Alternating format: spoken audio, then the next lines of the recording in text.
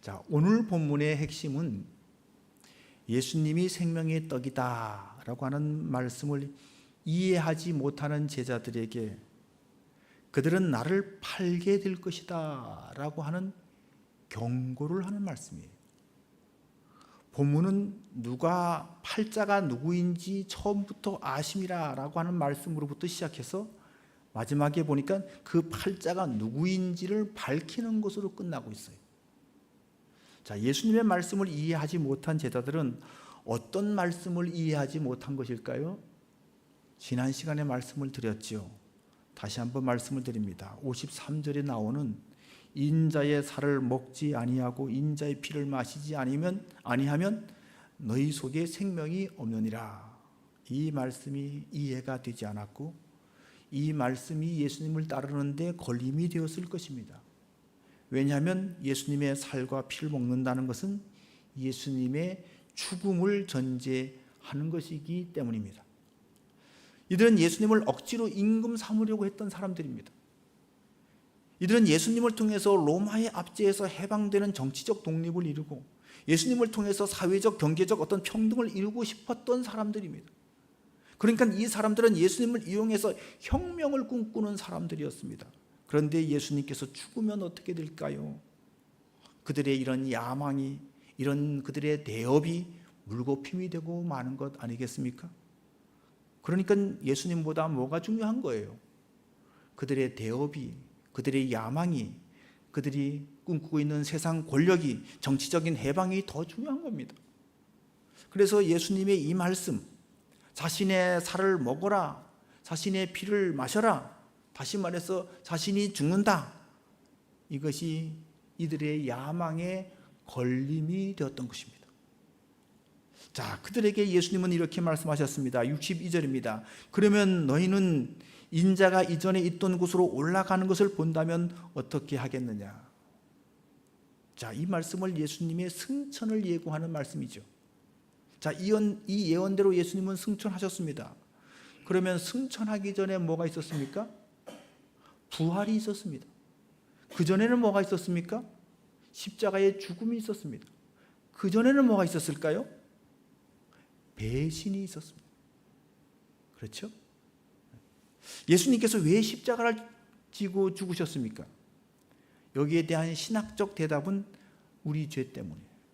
내 죄를 사하시려고 속죄의 제물로 십자가에서 죽으셨습니다. 정치적 대답은 뭡니까? 스스로 이스라엘의 왕이라고 해서 반역죄로 십자가에서 처형된 거죠.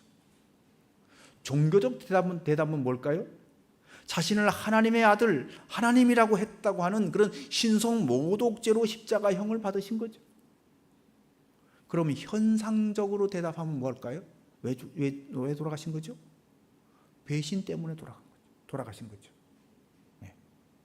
예수님의 말씀을 이해하지 못하고 그 말씀이 걸림이 된 제자들의 배신이 있었기 때문에 십자가를 지신 거죠. 자, 64절입니다. 그러나 너희 중에 믿지 아니하는 자들이 있느니라 하시니 이는 예수께서 믿지 아니하는 자들이 누구며 자기를 팔자가 누구인지 처음부터 아심이로라. 자, 예수님은 누군가 배신자가 생길 것을 아셨다는 겁니다. 왜 배신자가 생깁니까?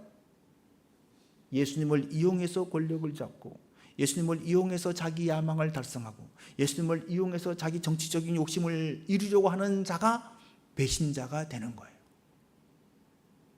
물론 이런 욕망, 사람의 이런 욕망, 이런 야망이 다 나쁜 것이라고 말할 수는 없을 겁니다. 나름 이 땅에서 어떤 정의를 이루고 평화를 이루고 뭐 그런 목적을 이루려고 지금 이런 야망을 품고 있는 거예요. 그런데 여러분, 예수님보다 그들이 생각하는 정의가 앞설 수 없는 겁니다. 예수님께서 평화의 왕이시지만 예수님 없이는 평화가 없는 겁니다. 아멘. 자, 예수님이 생명이시다라는 것이 무슨 뜻일까요? 지난 시간에 우리에게 생명이 어떻게 들어왔는지를 살펴보았습니다. 하나님께서 흙으로 사람을 빚으시고 그 코에 생기를 불어넣어서 우리가 생명, 그죠? 살아있는 존재가 됐습니다. 그렇다면 우리 생명은 본질적으로 하나님께서 부여해 주신 것입니다. 하나님에게서부터 나온 것입니다. 그러니까 하나님의 일부예요. 자, 이걸 예수님께서 살과 피를 먹으라고 하는 것으로 표현을 하고 있다는 거죠. 우리와 연합되어서 우리 예수님이 우리 영을 살리고 우리 영을 활력 있게 하겠다는 얘기예요. 여러분, 예수님은 우리의 생명이시고 또한 우리의 일부예요. 아멘. 왜? 연합되어 있으니까요. 예수 생명 나의 생명이라고 그러잖아요. 우리가 예수님의 영으로 다시 살아난 거예요. 우리가 이걸 이해하지 못하면 예수님을 통해서 뭔가를 얻으려고만 합니다. 예수님을 통해서 어떤 물질적인 것, 어떤 육체적인 건강, 어떤 세상의 권력, 어떤 명예, 이런 것만을 얻으려고 추구하게 됩니다. 이런 것이 나쁘다는 것이 아니에요. 이런 것 때문에 예수님을 얻는데, 예수님 안에서 내 자신이 발견되는데 이것이 방해가 된다고 한다면 그것은 우상이 되고, 그것은 우리를 살리는 것이 아니라 오히려 우리의 생명을 해치는 것이 되고 만다는 거예요. 자, 그러니까 예수님께서 우리 자신의 생명이 되신다는 말씀을 이해하지 못하는 제자는 결국은 예수님을 그 권력에, 그 자기 욕심에 팔아버리게 되고 만나는 거예요. 자, 66절입니다. 그때부터 그의 제자 중에서 많은 사람이 떠나가고 다시 그와 함께 다니지 아니하더라. 여러분, 교회 안에 육적인 것이 없을 수 없지요. 자, 우리가 다 영적인 주님을 추구하고 있지만 우리 요소 속에, 우리 기도 속에 여러분 육적인 요소가 전혀 없다 이렇게 말할 수 없지요. 그런데 문제가 뭡니까? 문제는 영적인 것보다 육적인 것이 앞설 때 문제가 생기는 거예요. 육적인 것만 보고 교회에 나온다고 한다면 그 사람은 언젠가는 교회를 떠나게 되고 있다는 겁니다. 그 사람은 오래 가지 못한다는 얘기예요. 오늘 예수님을 떠났던 사람들, 그 사람들은 군중 무리라고 표현하지 않고 그 사람들을 제자라고 표현하고 있다는 것을 오늘 우리는 본문에서 유심히 봐야 됩니다. 제자 중에서 많은 사람이 그랬어요. 무리가 아니라 제자들입니다. 나름 예수님께 나와서 배웠고 예수님을 따르던 사람들이었습니다.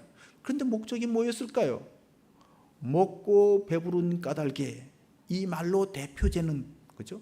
이 말이 상징하는 것처럼 육적인 것, 세상적인 것, 그것이 그들의 목적이었기 때문에 결국은 그들은 예수님을 떠난 것입니다.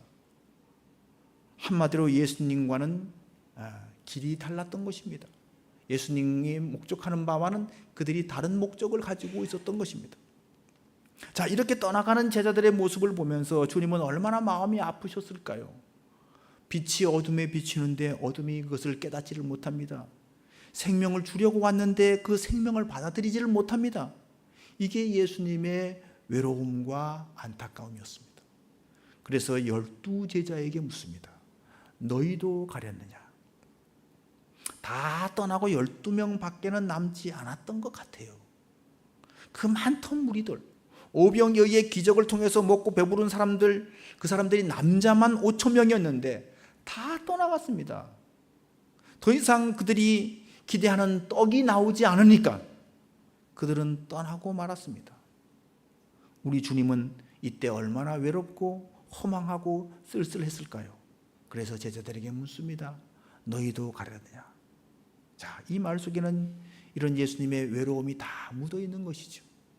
자, 이때 12제자의 대표격으로 베드로가 이렇게 대답을 합니다. 68절과 69절 말씀입니다. 시몬 베드로가 대답하되 주여 영생의 말씀이 주께 있사오니 우리가 누구에게로 가오리까? 우리가 주는 하나님의 거룩하신 자인 줄 믿고 알았사옵나이다. 이게 여러분 얼마나 놀라운 대답인지 몰라요. 자, 이 고백을 통해서 두 가지를 발견할 수가 있습니다. 첫째는 베드로는 예수님을 육으로 보지 않고 영으로 보았다는 거예요. 63절에서 예수님께서 살리는 것은 영이니라고 했을 때 그렇게 살리는 영이 바로 예수님이라고 지금 베드로가 이렇게 고백하고 있는 거예요. 이 영은 성령을 의미한다고 지난 시간에 말씀드렸습니다. 예수님도 바로 그 성령과 같은 영이라는 얘기예요. 예수님께서 성령을 다른 보혜사라고 표현하셨듯이 예수님 자신이 보혜사라는 겁니다. 그러니까 이 영은 성령과 같은 영이에요. 전능하시고 무소부지하시고 공간을 초월하시는 영이시라는 거예요. 사도 바울도 예수님과 똑같은 표현을 했습니다. 고린도전서 15장 45절입니다. 기록된 바 첫사람 아담은 생령이 되었다 함과 같이 마지막 아담은 살려주는 영이 되었나니. 아담이 어떻게 생령이 됐습니까? 하나님께서 그 코에 뭐를 불어넣어서요? 생기를 불어넣어서 생기 루하흐. 그래서 생령이 되었습니다. 그런데 둘째 아담이신 예수님은 살려주는 영, 다시 말해서 바로 그 불어넣으신 생기 그 자체라는 거예요. 그 예수님 자신이 뭐예요? 살려주는, 우리 속에서 들어와서 우리를 살려주는 영, 성령이시라는 얘기예요. 그렇습니다. 예수님은 우리 영을 살리는 영, 성령이십니다. 예수님은 자기 생명을 우리에게 불어넣어서 우리가 거듭나게 하시고 영생하게 하신다는 것입니다.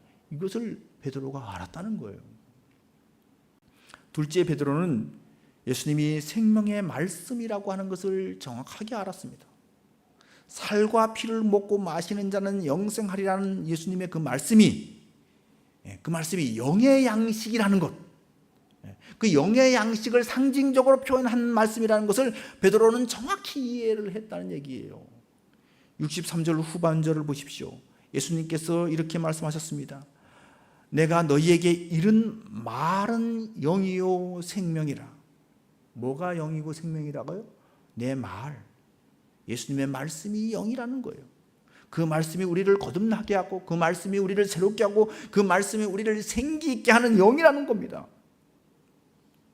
베드로전서 1장 23절을 보면 베드로는 또 이렇게 선포하고 있습니다. 너희가 거듭난 것은 썩어질 씨로 된 것이 아니요 썩지 아니할 씨로 된 것이니 살아있고 항상 있는 하나님의 말씀으로 되었느니라. 아멘. 썩어질 씨로 된 것이 아니라는 거예요. 물질적인 씨가 아니라는 얘기예요. 다시 말해서 육체적인 것, 살과 피, 이것이 아니라는 거예요. 말씀, 그것은 영인데 살아있고 영원하다는 것입니다. 그 말씀이 내 속에 씨앗처럼 들어와서 내 속에서 싹이 나고 자라서 내게 생명을 준다는 겁니다. 그러므로 여러분, 말씀을 들으시기를 주의 이름으로 축원합니다. 말씀을 읽으시기 바랍니다. 말씀을 가까이 하시기 바랍니다. 그 말씀 속에서 우리에게 생명을 주는 성령이 역사하시는 거예요. 그래서 요한계시록 1장 3절에 보면 이 예언의 말씀을 읽는 자와 듣는 자와 그 가운데 기록한 것을 지키는 자는 복이 있나니 라고 했습니다. 아멘. 그렇습니다. 영생의 말씀이 여기 있는 거예요. 생명이 여기에 있는 거예요. 바로 주님께 있는 거예요. 생명의 원천이 바로 주님께 있다는 겁니다. 그래서 결코 주님을 떠나서는 안 된다는 것이죠. 마치 포도나무 가지가 포도나무 원줄기에서 떨어지면 말라 죽듯이 죽은 가지는 농부이신 하나님께서 끌어모아서 하나도 아까워하지 않고 다 불살라 없애듯이 우리가 주님을 떠나면 결국은 멸망할 수밖에 없다는 거예요. 그런데 여러분, 또 중요한 것이 있습니다. 베드로가 이것을 어떻게 알았을까요? 이와 비슷한 신앙 고백을 베드로가 했을 때 주님께서 굉장히 칭찬하신 적이 있죠. 주는 그리스도시요 살아계신 하나님의 아들이십니다 라고 하는 신앙 고백을 했을 때 예수님께서 베드로에게 이런 칭찬을 하셨습니다. 바요나 시모나 내가 복이 있도다. 이를 내게 알게 한 이는 혈육이 아니요 하늘에 계신 내 아버지시니라. 아버지께서 하나님께서 믿음을 주셔서 성령께서 깨달음의 지혜를 주셔서 알게 되었다고 그렇게 칭찬했습니다. 그런데 오늘 본문에서는 예수님의 이런 칭찬이 보이지 않습니다. 대신 베드로의 고백 속에 이런 고백이 나옵니다. 69절 말씀입니다. 우리가 주는 하나님의 거룩하신 자이신 줄 믿고 알았사옵나이다. 믿고 알았습니다. 오늘 설교 제목입니다. 그렇죠? 어떻게 알았다가요? 믿고 알았다는 거예요. 알고 믿는 것이 아니라 믿고 알게 됐다는 얘기예요. 다시 말해서 이해가 가고 납득이 되어서 영생의 말씀이 주님께 있다는 것을 그렇게 믿게 된 것이 아니라 믿고 나서 이걸 알게 됐다는 얘기예요.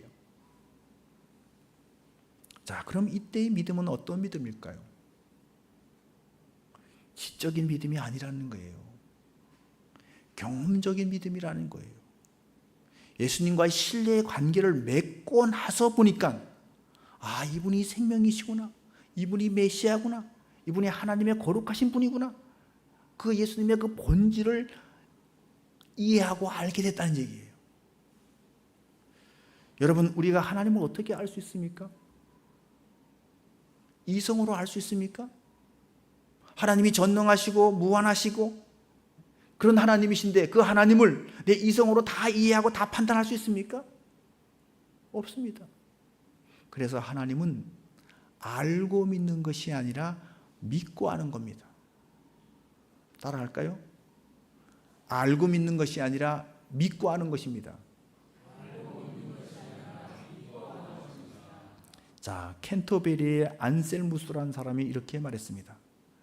저는 믿기 위해 알려고 하는 것이 아니라 알기 위해서 믿습니다. 왜냐하면 만일 믿지 않는다면 알 수 없기 때문입니다.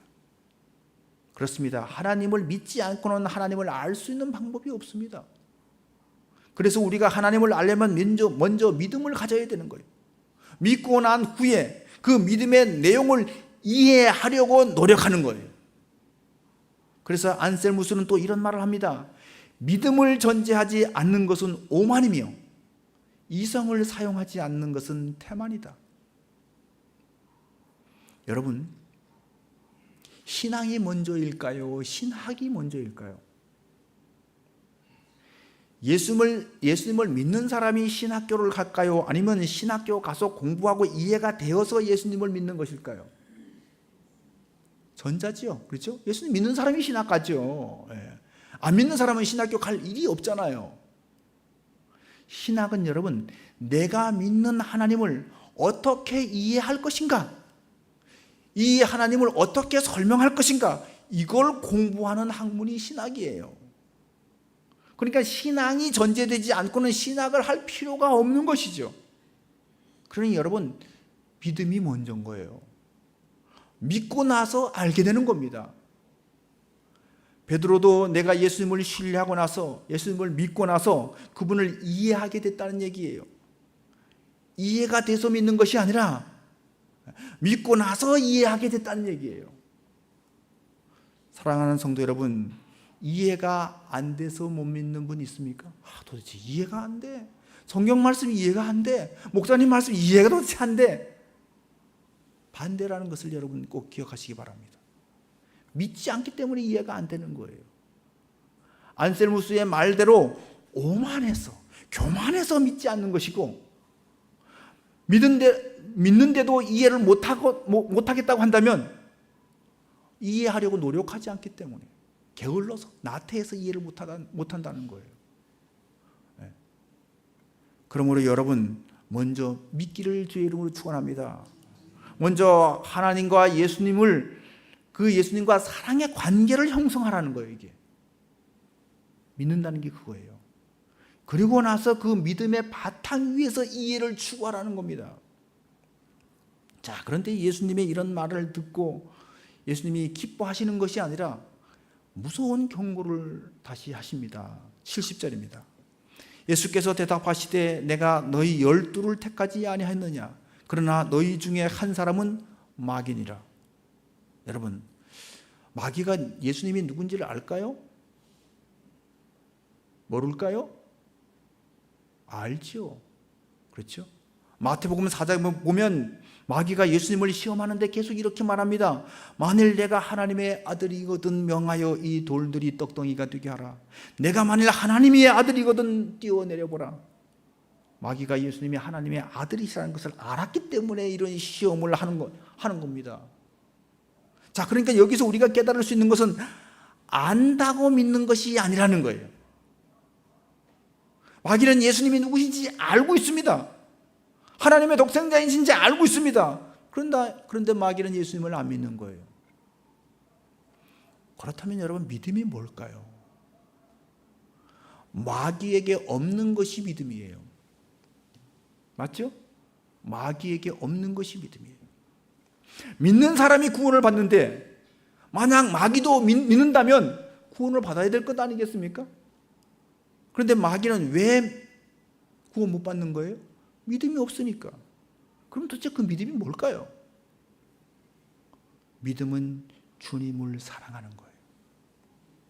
따라합시다. 믿음은 주님을 사랑하는 것입니다. 우리가 오해하는 것이 있는데 믿음을 신념이라고 생각해요. 자꾸. 아니에요. 믿음은 주님과 맺은 사랑의 관계를 가리켜서 믿음이라고 하는 거예요. 마귀는 예수님을 사랑할 수 없습니다. 마귀는 예수님을 사랑하지 않습니다. 자, 그러니까 우리가 예수님과 사랑의 관계가 형성되지 않고 예수님을 안다고 한다면, 예수님을 이해했다고 한다면 그것은 어쩌면 마귀적인 알미 될 수가 있다는 거예요. 마귀는 그 정도는 다 한다는 거예요. 마귀도. 자, 야고보서 2장 19절에 보면 야고보 사도가 이런 말을 합니다. 내가 하나님은 한 분이신 줄을 믿느냐? 잘 하는도다. 귀신들도 믿고 떠느니라. 여기서 귀신의 믿음, 마귀의 믿음은 그냥 정보로, 지식으로 아는 그런 걸 말합니다. 하나님이 심판이 있다는 그것을 귀신도 알아요. 마귀도 알아요. 그래서 두려워 떨고 있다는 얘기예요. 뭐가 없으니까 두려워 떠는 거예요? 사랑이 없으니까 두려워 떠는 거예요. 그분이 나를 사랑하신다는 것을 모르니까 두려워 떠는 거예요. 내가 그분을 사랑하지 않으니까 두려워 떠는 거예요. 이게 뭐 사랑이 없는 그 알, 그것은 여러분 마귀적인 거예요. 귀신적인 믿음인 거예요. 자, 예수님께서는 12제자 중에 그런 마귀적인 믿음, 귀신적인 믿음의 사람이 있다는 얘기예요. 예수님을 알기는 합니다. 예수님을 따라다녔습니다. 예수님의 말씀을 들었습니다. 예수님께서 행하신 표적도 봤습니다. 그래서 예수님을 압니다. 그분의 능력도 압니다. 그분의 권세도 압니다. 못하실 것이 없다는 것도 다 봐서 압니다. 그런데 뭐가 없는 거죠? 사랑하지 않는 거예요. 주님을 사랑하지 않는 거예요. 그분과 신뢰의 관계, 사랑의 관계, 그분을 의지하고 따르는 그 관계가 없는 거예요. 이런 사람은 그분을 이용하려고 드는 거예요. 이런 사람은 그분의 능력을 이용하려고 드는 거예요. 그분의 권세를 이용해서 뭔가를 내가 이루고, 내가 뭔가 내 야망을 이루고자 하는 꿈꾸기가 있는 거예요. 그런데 여러분, 이런 야망이나 이런 기대가 전혀 없는 사람이 있나요, 여러분? 없죠? 다 있죠. 그렇죠? 문제는 여러분, 이 야망이나 기대가 예수님을 사랑하는 것보다 크다는 것이 문제예요. 크다는 것이 문제예요. 두 가지 중에서 뭘 더 사랑하느냐? 우리의 욕심이 예수님을 사랑하는 것보다 앞선다는 게 이게 문제라는 얘기죠. 여러분, 교회에 왜 나오십니까? 복 받기 위해서 나오십니까? 그 복이 뭡니까? 물질입니까? 형통입니까? 권세나 명예입니까? 이런 것들이 예수님과 나 사이의 사랑의 관계, 그 신뢰의 관계를 깨트릴 가능성이 있다는 얘기예요. 여러분, 우리는 나는 아니라고 하고 싶죠. 나는 아니야. 그렇게 하고 싶죠. 나는 물질이나 명예나 어떤 형통이나 내 육신의 건강이나 그것보다도 예수님과의 관계, 예수님과의 그 사랑의 관계가 더 중요하다고 여러분 말하고 싶지요. 그런데 우리가 이 양자 중에서 하나를 택해야 할 어떤 극단적 상황에 처하면 어떻게 될까요?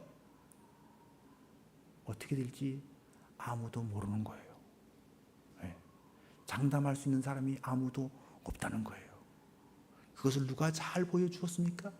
오늘 이렇게 위대하게 신앙 고백을 한 베드로가 잘 보여주었어요. 베드로는 오늘 보면 말씀처럼 예수님을 믿고 알았습니다. 예수님과의 사랑의 관계 속에서 알았습니다. 예수님을 사랑하기 때문에, 예수님과 깊은 사랑의 관계를 형성하고 있기 때문에, 바로 그 믿음 때문에 나는 예수님을 압니다. 예수님을 이해합니다. 그래서 다 버릴지라도 나는 결코 예수님을 버리지 않고 예수님을 떠나지 않을 것입니다. 장담했던 사람입니다. 그런데 베드로가 예수님께서 잡히시고 공회에 넘겨질 때 멀찍이서 예수님을 따라가다가 3번씩이나 예수님을 부인하고 저주까지 했습니다. 이것이 뭘 의미합니까? 오늘 예수님께서 하신 경고의 말씀, 그러나 너희 중에 한 사람은 마귀니라 라는 이 말씀이 결코 가룟 유다를 향한 경고만은 아니라는 것을 말씀하고 있는 것이죠. 베드로는 분명히 예수님을 믿었고, 다시 말해서 자기 생명보다 예수님을 더 사랑한다고, 다 떠날지라도 나는 결코 예수님을 떠나지 않을 것이라고 확신했었는데 자기도 모르게 예수님을 부인하고 말았습니다. 그것도 3번씩이나 저주까지 하면서 말입니다. 그러니 예수님의 이 경고는 가룟 유다의 경고로구나, 가룟 유다를 향한 경고로구나 라고 우리가 쉽게 넘길 수 있는 말씀이 아니라는 얘기예요. 저나 여러분이나 누구든지 자신의 안일과 욕망 때문에 예수님을 부인할 가능성이 있다는 얘기예요. 오병이어의 기적 후에 사람들이 예수님을 억지로 임금 삼으려고 했는데 그 주동자가 누구였을까요? 저는 오늘 말씀을 준비하면서 이 주동자가 누구였을까 궁금해지더라고요. 성경에는 기억이 없어요. 누굴까요, 여러분? 가룟 유다 같이 느껴져요. 그렇지 않나요? 예수님께서 어떻게 가룟 유다가 자기를 팔자인지를 아셨을까요? 물론 예수님은 하나님이시니까, 전능하시니까 그것을 알 수 있었다 이렇게 말할 수 있습니다. 그런데 저는 가룟 유다가 예수님을 억지로 임금 삼으려고 하는 그 일에 주동자의 역할을 하는 것을 보면서 이 사람이 잘못하면 나를 팔겠구나, 그걸 알게 되지 않았을까요? 유다는 예수님과의 사랑의 관계, 예수님과의 연합보다 뭐가 더 중요한 겁니까? 정치적이고 사회적인 혁명이 우선이었던 거예요. 사회 개혁이 우선이었던 거예요. 사랑하는 성도 여러분, 믿음이란 여러분 단순한 신념이 아닙니다. 여러분, 믿음은 주님과의 사랑의 관계, 신뢰의 관계입니다. 신앙생활에서 가장 중요한 것은 바로 이것이라는 거예요. 어떤 목적을 달성하고 어떤 업적을 이루는 것보다도, 복받고 형통하게 되는 것보다도 바로 이 관계, 예수님과의 신뢰와 사랑의 관계가 우선되어야 된다는 거예요. 그래서 부활하신 예수님께서 베드로에게 물었던 질문은 딱 한 가지예요. 무슨 질문입니까? 요한복음 마지막 장 21장에 나오잖아요. 내가 이 모든 사람들보다 나를 더 사랑하느냐. 이 사랑을 확인하고 싶은 거죠. 거듭거듭 반복해서 내가 이 모든 사람들보다 나를 더 사랑하느냐. 여러분, 목회를 하고, 그렇죠? 양을 치고, 이것보다 중요한 게 뭐라고요? 주님을 사랑하느냐는 거예요. 그걸 물은 거예요. 네. 이 사랑의 관계는 이런 말로 표현을 할 수 있습니다. 예수님이 하신 말씀, 나의 안에 거하라, 나를 따르라, 나와 함께 하자, 나에게 붙어 있으라, 나를 먹고 마셔라. 이게 다 예수님이 우리를 사랑해서 하시는 말씀이라는 것을 여러분 이제 이해하시겠습니까? 사도 바울은 이 말씀을 자기의 입장에서 이렇게 표현합니다. 그분과 연합하고, 그분 안에서 내가 발견되고, 그분을 잡으려고 내가 달려가고, 내 안에 그분이 계신다. 이게 예수님을 사랑한다는 말이에요. 그렇죠? 이 모든 표현이 바로 예수님과의 사랑의 관계를 표현하는 말이라는 거예요. 바로 여기에, 바로 이런 사랑의 관계 속에, 거기에 뭐가 있다는 거예요? 생명이 있다는 거예요. 거기에 구원이 있다는 거예요. 거기에 기쁨이 있다는 거예요. 거기에 감격이 있고 행복이 넘친다는 거예요. 돈에 있는 것이 아니라는 겁니다. 권력이 있는 것이 아니라는 거예요. 사회 제도나 어떤 조직을 개편하는데 이게 있는 게 아니라는 거예요. 혁명을 이루는 데 있는 것이 아니라는 거예요. 주님과의 사랑의 관계 속에서, 거기서 생명이 있고 구원이 있고 행복이 있고 기쁨이 있다는 거예요. 아멘.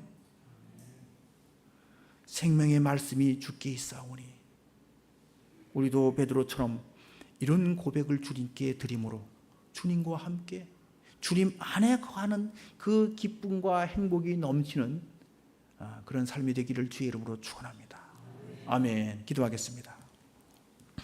사랑으로 우리에게 오셔서 죽기까지 우리를 사랑하신 주님, 우리도 주님을 사랑하게 하옵소서. 생명이 주께 있사오니 주를 떠나서 우리가 어디로 가겠습니까?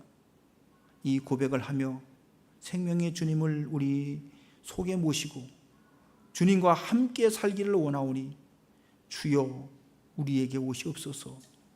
주님의 그 사랑 안에서 생명의 풍성함을 누리게 해 주시옵소서.